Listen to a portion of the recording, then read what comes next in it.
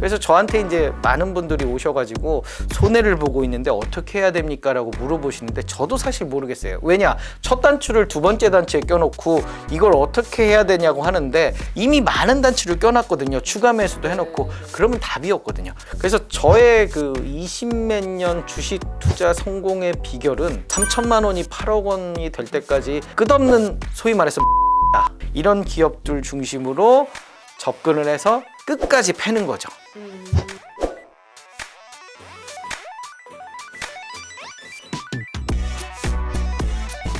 네, 두 번째 헤드라인으로 넘어가 보겠습니다. 한 방을 노린 2030의 최후 개인 회생 역대 최대.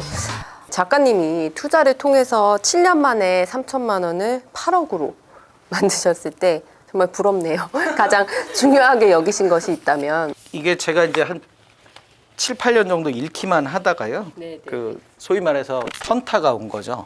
어머니가 저한테 말했는데 넌 무얼 잘하느냐. 그런데 이제 회사 생활은 에이스였는데 나의 재테크는 엉망인 거죠. 그 주된 원인은 바빠서. 관심이 별로 없어서. 그래서 이제 제가 그 최초로 한 게 서점에 가서 책을 일주일에 한 권씩 읽었거든요. 그러다 보니까 1년에 한 50여 권 읽게 되고요. 그때 당시에 한 100권 넘게 읽었던 것 같아요.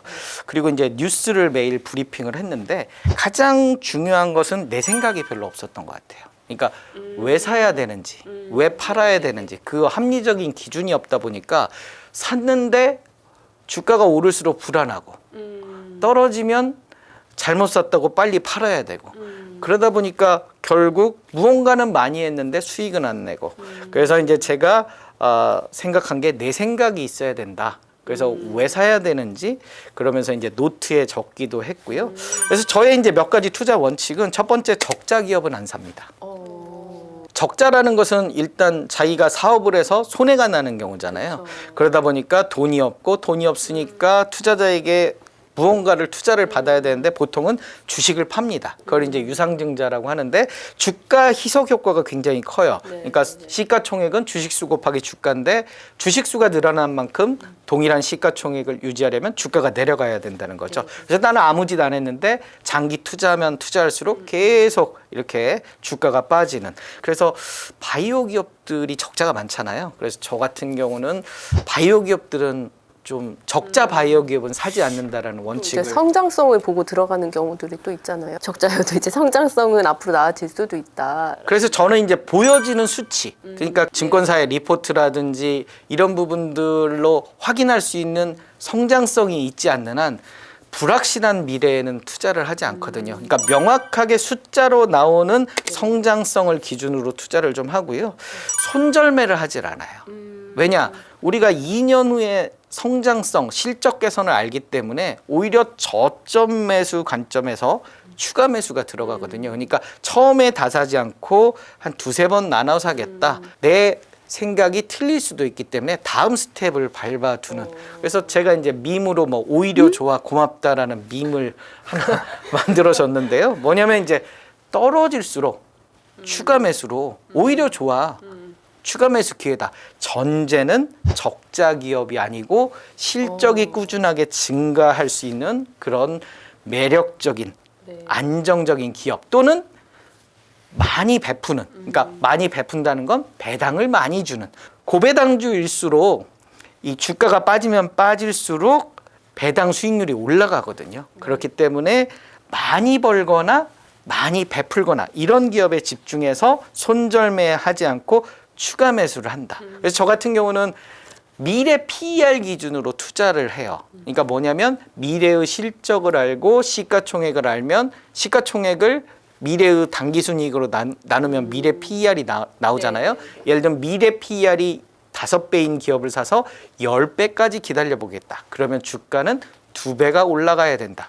아니면 시가 배당률이 8%인 기업을 사서 시가 배당률이 6%까지 떨어질 때까지 기다린다. 그러면 주가는 30% 정도 올라야 된다라는 원칙으로 투자를 합니다.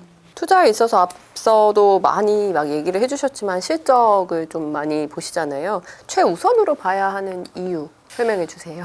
리스크가 가장 적어서 그래요. 그러니까 우리가 작년도 재작년도 이렇게 동학개미 운동이죠. 동학개미 운동할 때 어떤 주식을 사든지 막 다 올랐단 말이에요. 왜냐면 상승장이었기 때문에 코로나 이후로 상승장에서 우리가 좀 착각하고 있었던 게 내가 주식 투자를 굉장히 잘한다라고 생각을 한 거죠. 왜냐면 오르는 그 길목에서 사서 팔고 또 샀는데 또 오르고 오니까 나는 천재인가 봐 이랬는데 실제로는 우리가 그런 어떤 시기를 잘 만난 것 뿐이고 실질적으로 요즘같이 그 장세에서는 마이너스 40~50%인 종목들이 수두룩해요. 왜 내 종목만 이러지 하지만 대부분의 종목들이 그렇거든요. 그런데 실적이 개선되는 업종이나 기업들은 나홀로 상승을 했다는 거죠. 대표적인 기업들이 방산주인 뭐 하나 에어로스페이스 그리고 엔터주인 JYP 그리고 2차 전지주 이런 기업들이 왜 올랐을까 보면 실적이 많이 상승을 했거든요. 실적이 올랐기 때문에 이 약세장에서 관심을 갈 수 있는 섹터가 그 분야밖에 없고 강세장일 땐 또 실적이 좋다고 기관과 외국인들이 막 매수를 해대니 주가가 오르거든요. 그렇기 때문에 약세장에서도 나홀로 독야청청하고 강세장에서는 또 주도주로 가고 그러면 실적 개선이라고 하는데 주의해야 될 건 없느냐. 첫 번째 실적 피크아웃을 조심해야 돼요. 우리가 실적을 지금만 봐서 그래요. 그러니까 꾸준하게 실적이 올랐는데 그래서 실적이 굉장히 좋은 기업인데 앞으로 더 좋아야 하잖아요. 내가 산 다음에 실적이 더 좋아야 되는데 내가 산 다음에 실적이 나빠지면 결국 나는 고점에 물리는 거거든요. 근데 왜 우리가 그러냐면 과거에 너무 연연해서 그래요. 예를 들면 우리가 시젠 같은 경우가 코로나19로 2020년과 2021년에 그야말로 대박을 맞았어요. 우리가 진단키트 이슈로 실적이 너무 많이 올랐는데 코로나가 지금 많이 꺾이면서 실적이 나빠지고 앞으로 2, 3년 후 실적도 2020년과 2021년의 영광을 찾기 어렵거든요. 그렇다고 하면 우리가 2020년 너무 좋을 때 그때 사서 긴 호흡으로 가져가 버리면 이렇게 실적이 꺾이거든요.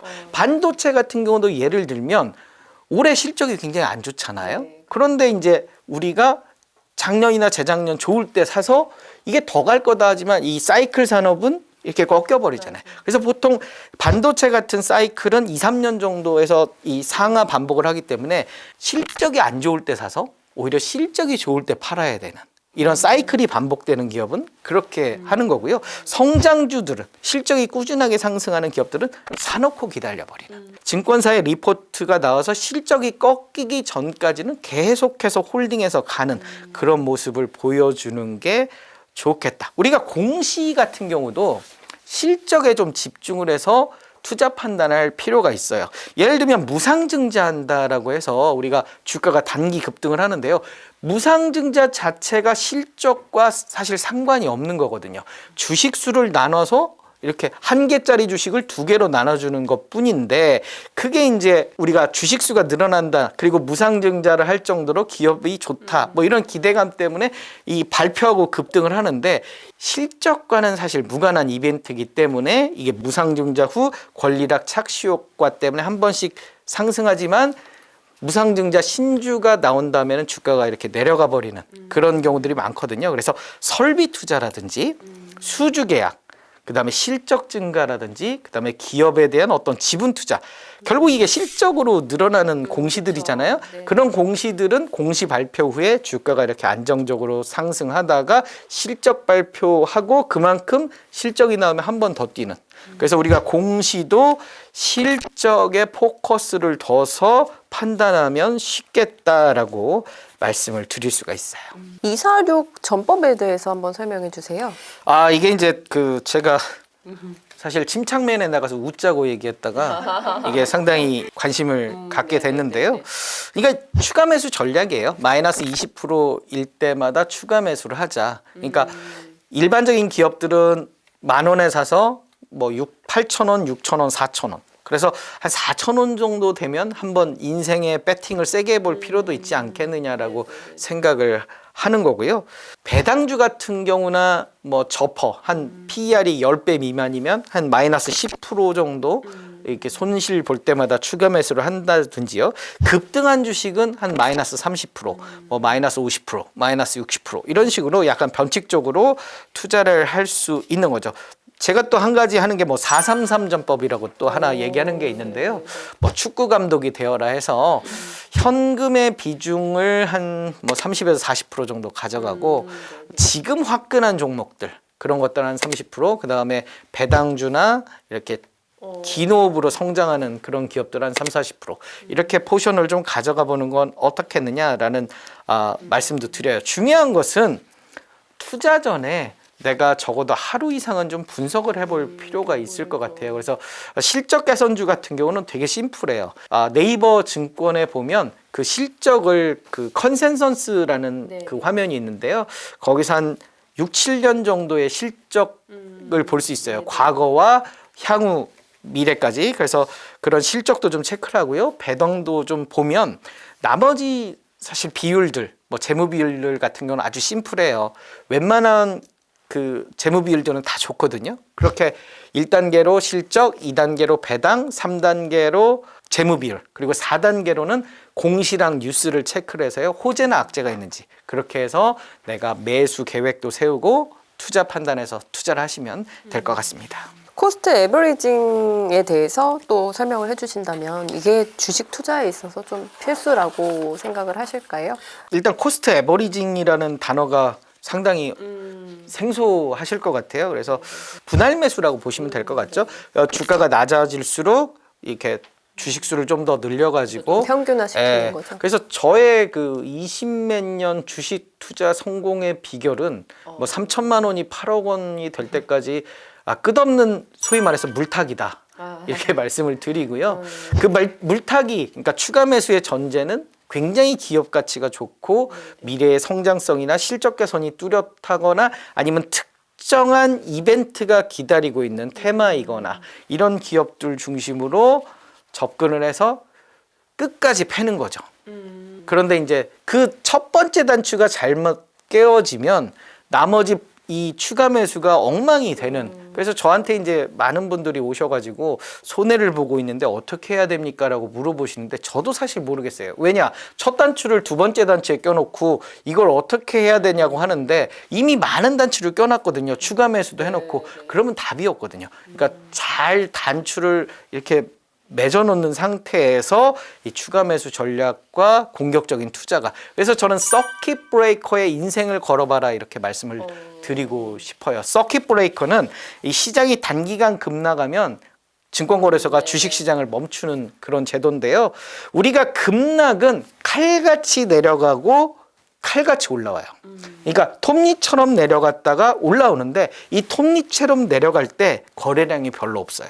왜냐? 거래량이 없기 때문에 그냥 무너져 내려버리는 거거든요. 후두두두두. 왜냐면 공포감 때문에 이 공매도도 있고요. 그 다음에 미수나 신용, 빚투자, 반대매매도 있고요. 그 여진이 충격에 한 이틀 정도 가거든요. 그러면 그 이틀 동안 그냥 매수자는 없으니까 쏟아져 내려버리는 거거든요.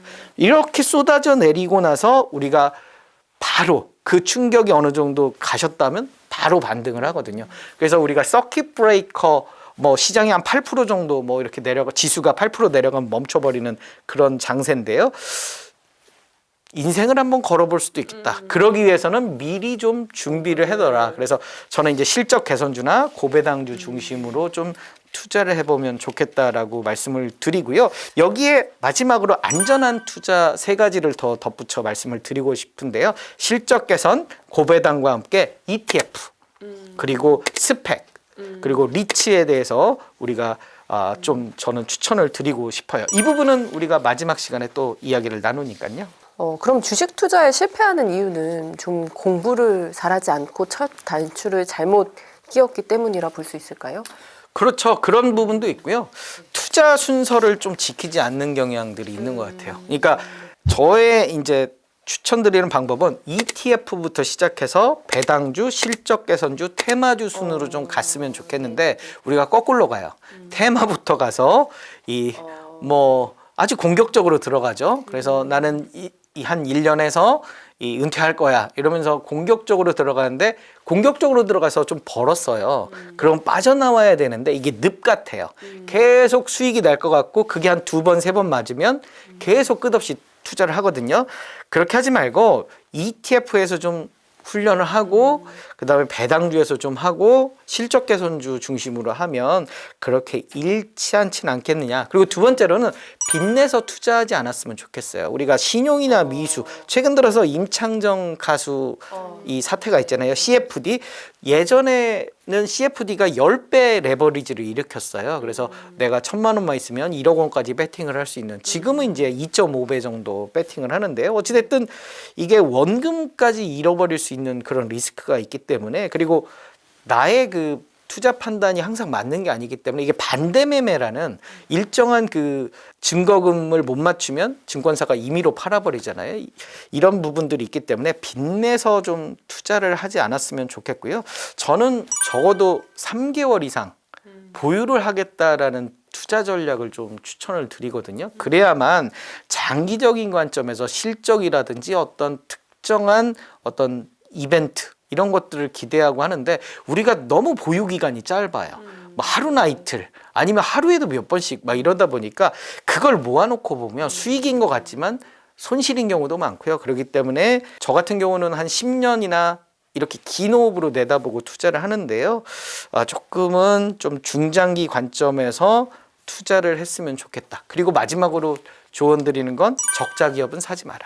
제가 주식시장 20여 년 경험 중에 가장 큰 리스크는 주가 희석. 그러니까 주식수가 늘어나는 거. 주식수 늘어나는 기업만 피하면 장기 투자가 가능하다. 그래서 적자 기업은 좀 피했으면 좋겠다라는 말씀을 드려요.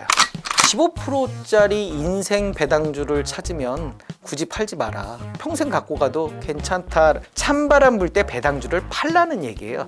찬바람 불 때 사는 게 아니라 종목 몇 개 콕콕 찝어주세요.